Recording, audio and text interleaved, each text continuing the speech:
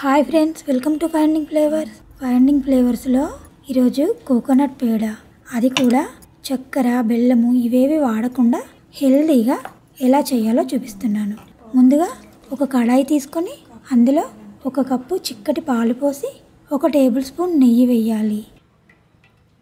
ఇప్పుడు 1 కప్పు కొబ్బరి పొడి, నేను తీసుకున్నది డెసికేటెడ్ కోకోనట్ పౌడర్. ఈ కొబ్బరి పొడి వేసి 1 కప్పు మిల్క్ పౌడర్ వేసి ఒకసారి బాగా కలపాలి. ఇదంతా కలిసేలాగా కలిపి ఇప్పుడు స్టవ్ వెలిగించి స్టవ్ మీద పెట్టి కలుపుతూ ఉడికించుకోవాలి.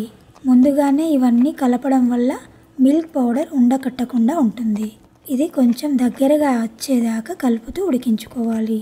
కలుపుతూనే ఉండాలి, లేదంటే అడుగంటుతుంది. ఈ విధంగా దగ్గరగా అయ్యాక 1/2 కప్పు వరకు కండెన్స్డ్ మిల్క్ వేస్తున్నాను. కండెన్స్డ్ మిల్క్ మీ దగ్గర లేకపోతే 1/2 కప్పు చక్కెర అయినా వేసుకోవచ్చు. ఇప్పుడు కండెన్స్డ్ మిల్క్ వేసాక ఇట్లా దగ్గరగా అయిన దాకా ఉడికించాలి. ఇప్పుడు ఎల్లో ఫుడ్ కలర్ వేస్తున్నాను. ఇది పూర్తిగా ఆప్షనల్, కలర్ వేయకపోయినా పర్వాలేదు.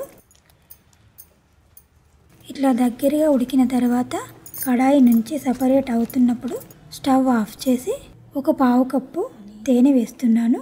కండెన్స్డ్ మిల్క్ తోటి అంత స్వీట్ రాదు కాబట్టి ఇలాగా హనీ వేస్తున్నాను. మీరు చక్కెర వేసినట్లయితే హనీ వేయొద్దు, స్వీట్ ఎక్కువైపోతుంది. హనీ వేసి బాగా కలిపి దీన్ని చల్లారనివ్వాలి.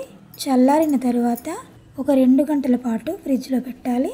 2 గంటల తర్వాత ఫ్రిడ్జ్లోంచి తీసి చేతులకు కొంచెం నెయ్యి రాసుకొని అన్నీ ఒకే సైజులో రావడానికి ఇట్లా టేబుల్ స్పూన్తో తీసుకుంటున్నాను.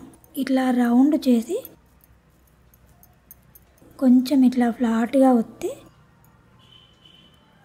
ఇప్పుడు కొబ్బరి పొడిలో వద్ది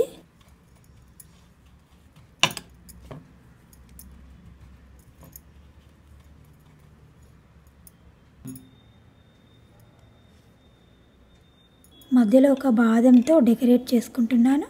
బాదం పెట్టడం వల్ల అందంగా కనిపిస్తున్నాయి కదా.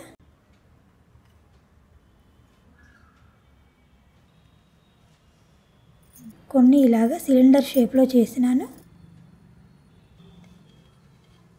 నచ్చిందా ఫ్రెండ్స్ ఈ వీడియో? మీకు నచ్చితే ఒక లైక్ ఇచ్చి మన ఛానల్ని సబ్స్క్రైబ్ చేయండి. సబ్స్క్రైబ్ చేసిన తర్వాత గంట సింబల్ని టచ్ చేసి ఆల్ అనే ఆప్షన్ని టచ్ చేస్తే మేము ఏ వీడియో అప్లోడ్ చేసినా ముందుగా నోటిఫికేషన్ మీకే వస్తుంది. Thank you for watching.